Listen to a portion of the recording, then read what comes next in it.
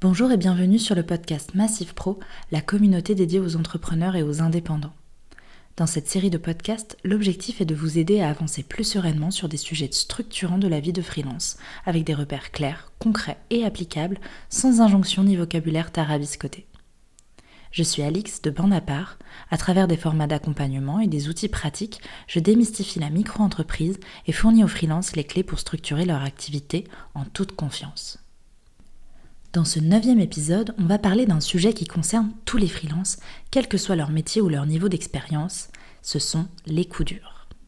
Période creuse, baisse d'activité, tension avec des clients, fatigue, perte de motivation, frontières floues entre le pro et le perso, les coups durs ne sont pas toujours financiers et surtout, ils ne sont pas exceptionnels. Si vous êtes freelance depuis quelque temps, il y a de fortes chances que vous ayez déjà traversé au moins une de ces situations. L'objectif aujourd'hui n'est pas de les dramatiser, mais de comprendre comment anticiper pour qu'ils ne viennent pas fragiliser l'ensemble de votre activité. L'idée, c'est vraiment de vous donner des repères pour ne pas subir ces phases quand elles arrivent. Tout d'abord, essayons de comprendre d'où viennent ces fragilités. Quand on parle de coups durs, on pense souvent en priorité aux difficultés financières. C'est logique, mais c'est assez réducteur. Dans la réalité du freelancing, les fragilités prennent plusieurs formes et peuvent se cumuler. Il y a bien sûr l'irrégularité des revenus, les périodes où le chiffre d'affaires baisse, les décalages de paiement ou la dépendance à un petit nombre de clients. Mais il y a aussi les moments où l'activité ralentit sans qu'on l'ait anticipé, les missions qui s'arrêtent plus tôt que prévu ou les projets qui n'aboutissent pas. À cela s'ajoutent régulièrement des fragilités plus diffuses, souvent moins visibles sur le moment. Une organisation trop fragile, une charge mentale qui s'installe ou une fatigue qui s'accumule parce que la frontière entre la vie professionnelle et la vie personnelle devient poreuse. Ce sont souvent ces fragilités-là qu'on met de côté jusqu'au moment où elles prennent trop de place. Un premier levier très concret d'anticipation consiste simplement à identifier vos propres zones de fragilité. Se demander à froid ce qui vous met le plus en difficulté quand ça tangue. Est-ce l'argent, le manque de visibilité, la relation client, la surcharge de travail ou bien encore l'isolement? Mettre des mots là-dessus permet déjà de ne pas tout subir en bloc. Je le dis souvent, l'honnêteté avec soi-même fait gagner un temps précieux parce qu'elle permet de prendre des décisions plus justes sans perdre de temps inutile. Anticiper les coups durs commence par cette lucidité. Accepter que ces fragilités existent et qu'elles font partie du modèle freelance. Abordons maintenant le volet sur l'anticipation financière. La dimension financière reste un pilier important, mais elle doit être abordée avec justesse. Le problème n'est pas tant l'existence de périodes creuses que le fait de ne pas les avoir anticipées. Beaucoup de freelances confondent encore chiffre d'affaires et rémunération réelle. Une activité peut sembler bien remplie tout en reposant sur une trésorerie fragile à cause des charges, des cotisations ou des délais de paiement. Sur le terrain, c'est un décalage que je rencontre très souvent en accompagnement. Un conseil simple mais structurant consiste à se créer des repères clairs, même basiques. Savoir combien vous coûte votre activité chaque mois, combien vous devez générer pour vous rémunérer correctement et ce qu'il vous reste réellement une fois toutes les charges passées. Pas besoin d'outils complexes, mais une mise en avant des chiffres clés. Il faut que votre vision soit lisible. Cette clarté change énormément la manière dont on traverse les périodes plus calmes. Pour y parvenir, vous pouvez vous appuyer sur des outils simples de suivi. Des offres comme Indie ou Freebie par exemple proposent des services pour les freelances qui vous aident à faire ressortir les grandes infos clés de votre activité.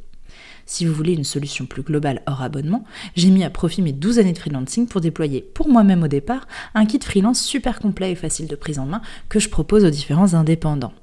L'idée, c'est vraiment de trouver l'outil sur lequel vous serez à l'aise et que vous aurez envie d'utiliser pour piloter au mieux votre activité au quotidien. Il y a aussi sans doute celles et ceux qui souhaiteraient créer leur propre tableur Notion ou Excel personnalisé. C'est une option. Attention tout de même, les réglementations changent et les subtilités sont nombreuses. Il est aisé de penser bien faire et se retrouver avec des données erronées qui mettront à mal votre prise de décision. N'hésitez pas à consulter des ressources pédagogiques existantes, comme la série de podcasts de Massif Pro, la communauté, dédiée aux fondamentaux de la comptabilité, qui permet de mieux comprendre ces mécanismes sans entrer dans une technicité excessive. Dernier point clé, ne pas attendre que tout aille très bien pour anticiper. Mettre en place une petite réserve quand l'activité est bonne, même modeste, permet souvent d'absorber un creux sans paniquer. L'objectif n'est pas de tout sécuriser, mais de réduire la pression quand les revenus fluctuent, et le tout avec un coup d'avance si possible. Vous l'aurez compris, l'anticipation financière sert avant tout à gagner du temps et de la clarté, pas à vivre dans la peur du prochain creux. Mais alors, comment anticiper ces creux d'activité et les enjeux clients ? Les coups durs prennent aussi, et très souvent, la forme de creux d'activité. Des périodes sans mission, avec trop peu de travail, même quand tout semblait bien engagé quelques mois plus tôt. C'est une réalité structurelle de l'indépendance. Sur le terrain, on voit fréquemment des freelances concentrer toute leur énergie sur une mission longue ou un client principal en mettant de côté la suite. Alors, en dehors de la notion de salariat déguisé dont je vous invite à être très attentif, quand la mission s'arrête, le vide est brutal. Un réflexe utile consiste à intégrer l'idée que toute mission a une fin et que la visibilité commerciale doit rester un sujet même quand l'activité tourne bien. Si vous avez déjà vécu une fin de mission sans rien derrière, vous savez à quel point cela peut être déstabilisant. Concrètement, cela peut passer par le fait de garder un minimum de temps dédié à la visibilité, à la prospection, au réseau ou à la réflexion sur la suite, même en période chargée. Pas pour prospecter dans l'urgence, mais pour ne pas repartir de zéro à chaque fin de mission. La posture face au client joue aussi un rôle clé. Poser un cadre clair, éviter les relations déséquilibrées et ne pas confondre urgence client et priorité business permet de préserver de l'énergie. Une relation client mal cadrée peut devenir un coup dur à elle seule, non pas financièrement, mais par l'usure qu'elle génère ou sa charge mentale.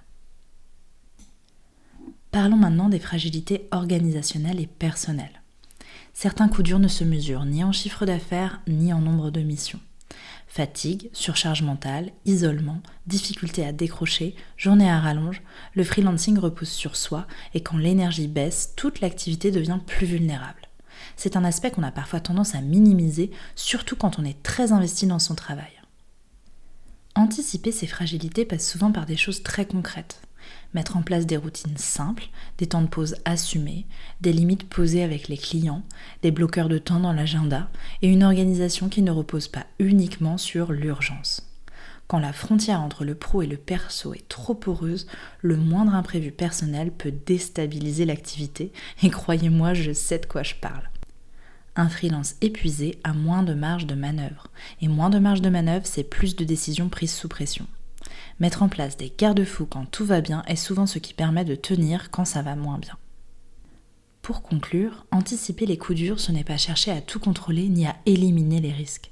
C'est accepter que le freelancing comporte des phases plus instables et décider de s'y préparer. L'enjeu n'est pas de multiplier les solutions miracles, mais de construire des amortisseurs, qu'ils soient financiers, organisationnels, commerciaux ou encore personnels.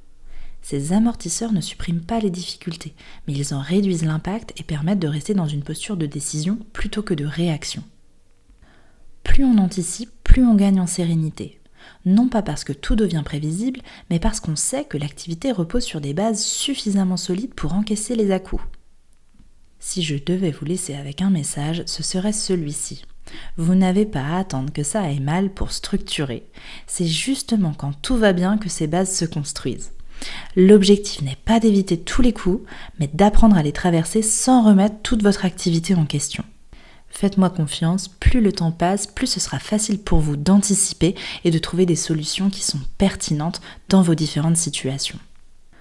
Pour conclure cette série, on s'intéressera à un dernier pilier très concret dans le prochain épisode, la structuration du quotidien de travail pour tenir dans la durée, préserver son énergie et garder le cap sans s'épuiser.